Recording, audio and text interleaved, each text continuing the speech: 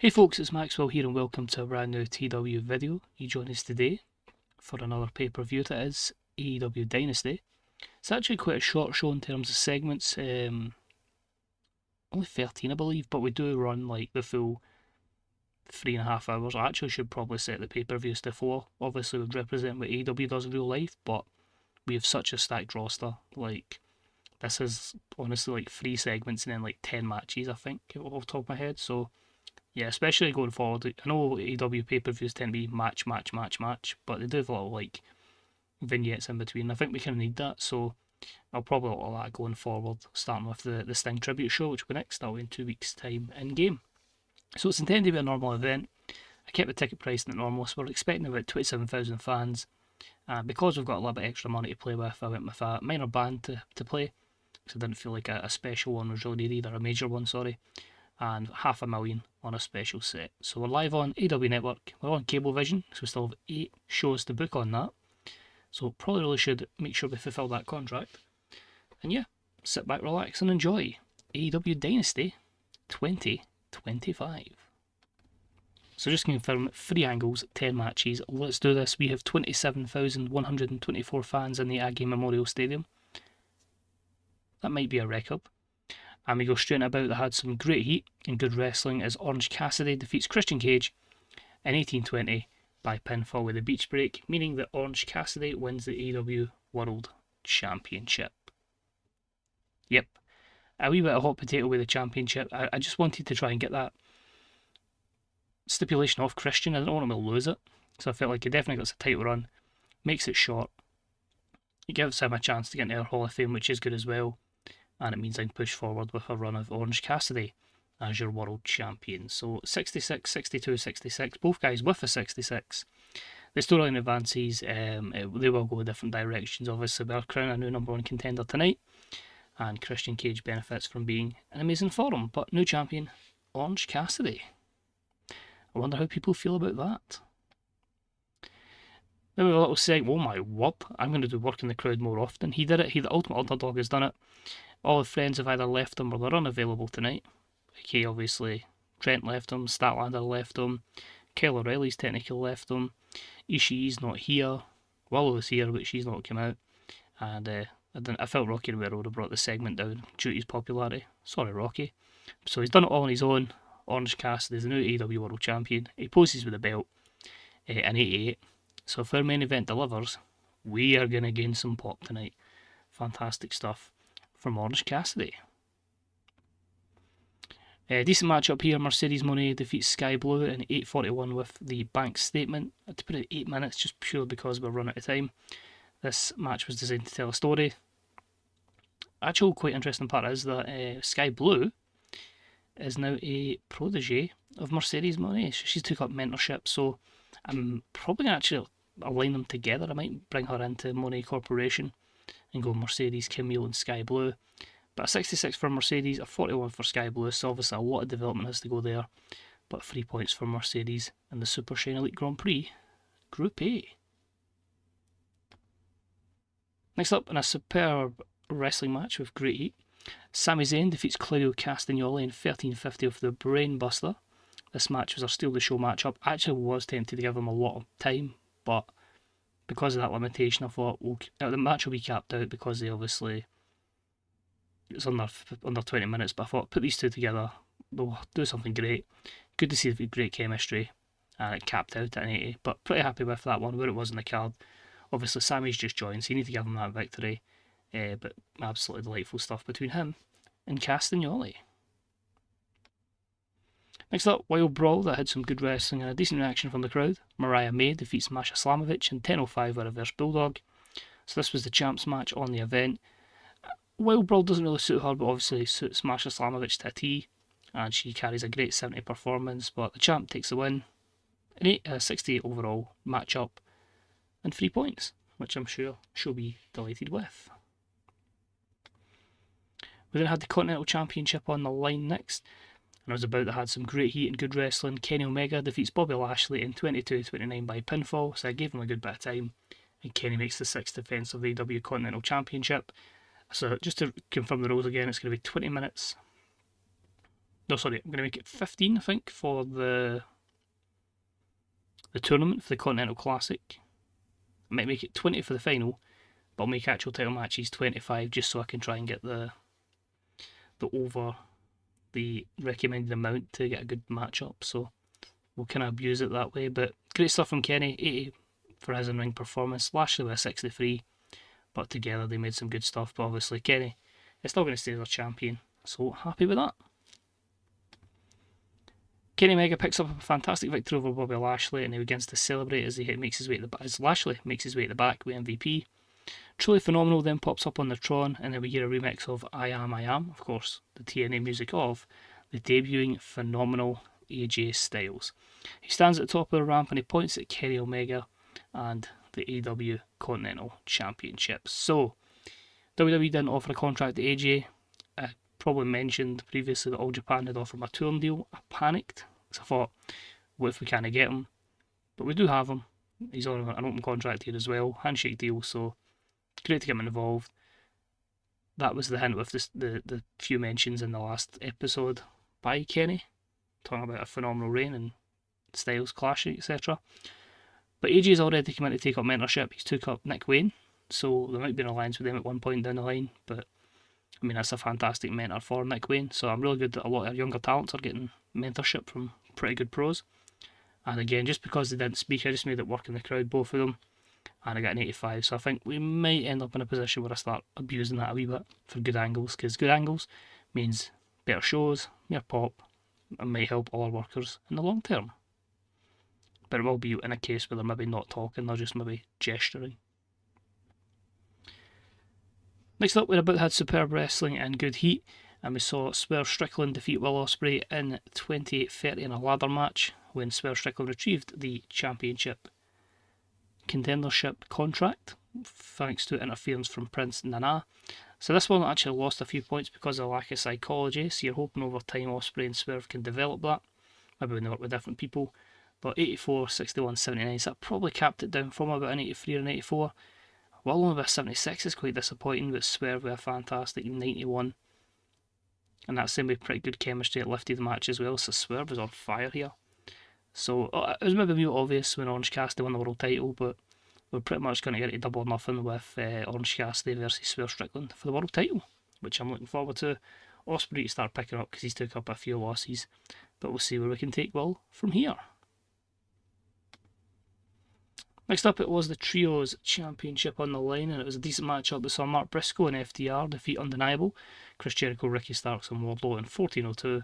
Mark Briscoe pinning Chris Jericho with a fast roll-up, giving FTR and Mark Briscoe their second defence of the belt. Out of all 6 people, the best performance, Ricky Starks with a 67. Everybody else was quite similar, and it was only a 60 overall. I feel I need to get better performances out of FTR at least. It's a bit interesting having Undeniable lose already, but I feel like with the upsets to Nick Wayne and losing here as well, we can have people start to questioning Chris Jericho, and I think that's the storyline we'll kind of go before Chris Jericho really turns it back on. Still an extremely poor form though. Then we had a superb wrestling match, good heat, and it was a cage of death match, so I made it a wee bit different in terms of they had all these weapons. I thought that was a better way to add a normal cage match, make it a bit more dangerous. Hangman Adam Page defeats Darby Allin in 25:50 with a buckshot lariat. I don't know how he does that in a cage, but okay, we'll figure out that he's done it. 81 for the wrestling, 60 for the crowd, 82 for the segment overall. Darby had an 80, Hangman had an 82. There was a creative finish that was successful. Darby took a stunt bump as well. So just basically, the story I was telling here is both guys want to do it all, and Darby puts his body through absolutely everything because of the situation with Sting. But still, good stuff, and Hangman obviously gets a wee bit of win back against Darby Allin. Next up and about, that had some great heat and good wrestling. Daniel Garcia defeats MJF in 14:20 by stoppage when MJF was injured and couldn't continue. This was the third defence of the TNT Championship for Garcia. I didn't want to take the title off him so soon, but we had to protect MJF with that kind of stipulation. Really, it looks like MJF just doesn't suit this product at all, only bringing a 58, but I've not really utilised him so much, and I'm going to use this kind of story angle at least to try and at least to take them away from each other, make Garcia feel maybe a bit of guilt, and see where I can go with MGF from here. But 66, 66 and 71 for the wrestling, which leads us into a segment which was a failure. So we'll only get 53, which is disappointing. So Garcia does like a top rope pile driver to MGF, and after a quick check, the referee calls for the injury stoppage. Garcia wins because of this, and he takes his belt. He looks a bit shaken up by it, and we have the AEW medical crew attend to MGF, and they escort him up the ramp on a stretcher with a neck brace on. So we'll see where that goes. I just feel I always struggle booking MGF, which is weird, but alas, we'll see what we can do with him. I believe it's main event time. Hope it delivers. Everything else mostly has. It was okay. I think we could have done a lot better here. But anyway, superb matchup. John Moxley defeats Adam Cole, Jay White and Bryan Danielson in 22:01 when John Moxley pinned Bryan Danielson with a paradigm shift, because during the matchup we had Wheeler Yuta turn on Bryan Danielson. So Adam Cole was a weak link here, only a 64. Danielson, Mox and Jay White all done some good stuff. They had a creative finish that was successful as well. Wrestling was 77, crowd 62, segments 78 overall. Adam Cole needs to get the finger out because that's not good enough. Obviously we're going to turn Yuta so we can go to turn heel. 14 segments. It was built up for a long time, and that will allow him to move to the Death Riders about 7 months later. But that's all I wanted to do. I wanted to build Yuta up as being friends with Bryan, obviously. I had a wee bit of remorse that he cost him his career. He obviously came back. Bryan saved him in that kind of regard, and then just kind of disregarded him for some outside wrestlers, aka Sammi Zayn. But there'll be a lot more to go with that programme, and then obviously we've got still faction warfare. So finish the show in 82, pretty good. I think our main event could have been a lot better, but we certainly for once were fantastic in the angle situation. Orange Cassidy winning the title was good. Omega and Styles was good. Match wise, obviously bringing 82, 78, maybe could have been a bit better, but nothing there I'd say that really challenged what we'd been doing beforehand in terms of like Roderick Strong, Bryan Danielson. But I feel with these kind of situations you realise who's going to be good for you and who's going to be needing a lot of build. So finish the show, address the locker room. I should have just skipped that. Who done really good? We'll go again with Darby Allin alongside Hangman, and we'll just say compliment you on a good performance. Hangman is pleased, Darby's pleased. No injuries, which is good, especially him taking a stunt bump. Financial report, £5 million profit, mostly all through broadcast revenue. I wonder how much of that will be Cablevision or just for the AEW network, although to be fair, the fact we've got 160 million means I put a massive, I might even put like a £20 million investment, a $20 million investment into that, because we can. And popularity, there we go, 73. So pay-per-views are where we're going to make our big gains, and we're only 4 off getting to a high level. This will probably give away some spoilers, so we'll go to the media scrum, see what it says. AJ Styles has talked openly about taking Nick Wayne on his protege. AJ Styles will be a great mentor. We saw Sky Blue have an off night. I'm sure it was a one-off. Adam Cole's off his game. How disappointed are you? I have faith that he'll become more consistent. Orange Cassidy won the AEW World Championship tonight. Should we expect him to have a long reign? He deserves an opportunity to get a run as champion. I don't know how long the run's going to be. I feel like AEW's done a lot of long runs, so I do want to have some shorter championship runs, but not like just a month. I know not everybody has to be world champion, but I do want to flesh out my Hall of Fame a little bit. You hired Rhino recently. How do you see him written into the roster? I'm going to say we get huge plans for him, but it's more so just because he is going to be a great acquisition and monster next to Jack Perry. So I'll say we'll get huge plans for him. Your response, please, Rhino. Carl Anderson is coming at the end of his AEW run. Will he still be in AEW? I'll say it depends on his wage demands. Obviously, when you've signed AJ, you've obviously got somewhere you can align him. So probably actually doing more stuff with him going forward. Because obviously I could try and see what situation Doc Gallows is. If not, well, I think there's plenty of connections that they have in the wrestling business that you could align AJ Styles, Carl Anderson, and God knows who else. Through the Elite, Bullet Club, you name it. So there's plenty of ways we can go. But we'll see. What happens? Gabe Sapolsky has left WWE. The Rock has a new catchphrase. Really struck gold with the show, which is good to see. Andrade is injured. Takeshita's back, so obviously we'll have Takeshita versus Ricochet on the next episode. New champion in WWE as Austin Theory won the US title. We'll go through the results for WrestleMania Sunday as well. And Darren Engler. Former Rudy Charles signed a new deal with WWE. Our notes. Just telling us that Juice's contract's up, that's fine, we'll renew that. We'll keep looking at William Regal. In fact, I might actually stick with that. I don't really want to go to 45,000 for somebody that's going to be not actually wrestling. So we'll see if he still accepts. The buy rate was nothing. Nobody bought it in pay-per-view because everybody's using the AEW network. And Swerve Strickland says at Masha, I think we are going to probably just sign her if, well, I'll probably let her keep on this contract, though, so let her keep working independent days as long as we get first priority, and then we'll just invest in her. She's 26, so there's plenty of stuff we can do with her going forward.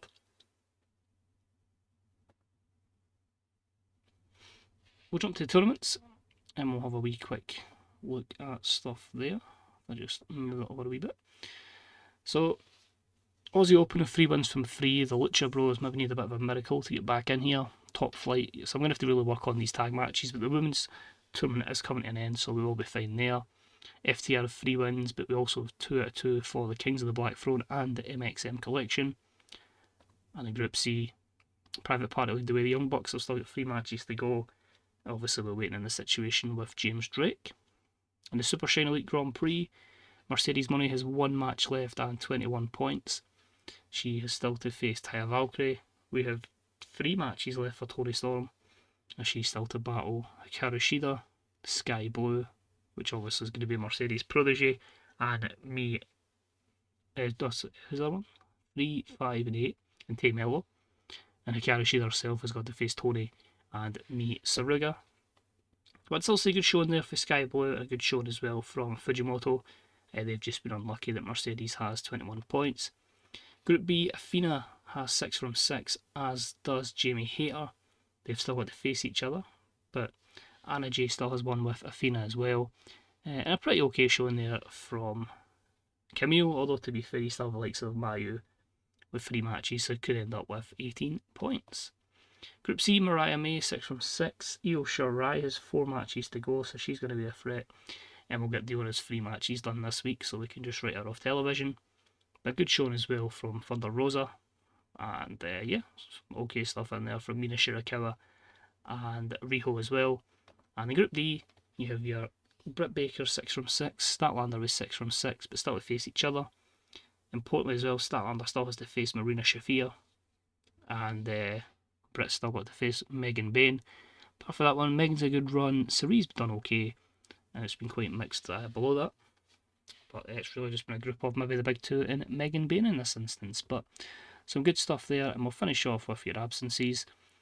So James Drake will be back in 17 days, so we won't be able to utilise the Grizzled Young veterans until May, so they'll be rushing through their matches to have it all done for Double or Nothing. And then everything else, well, you've only really got Julia Hart back in October, and then it's another year before you get Penelope Ford, Danhausen, and Ruby Soho. Just the way her pregnancy was in this game, that it was done at 2026 instead of 2025, but it is what it is. Danhausen, terrible injury. He's pretty fucked, basically. So that's it for this episode. Thank you very much for watching. We will be back with some more pay-per-views in 3 episodes time. We'll have 2 weeks of Dynamite, Rampage, etc., Collision, and Shockwave, and it'll be the Sting tribute show. And then after that, we'll be on the road to Double or Nothing. So take it easy. Thanks very much for watching. A wee thumbs up, deeply appreciated. Let us know how your own TW saves are going.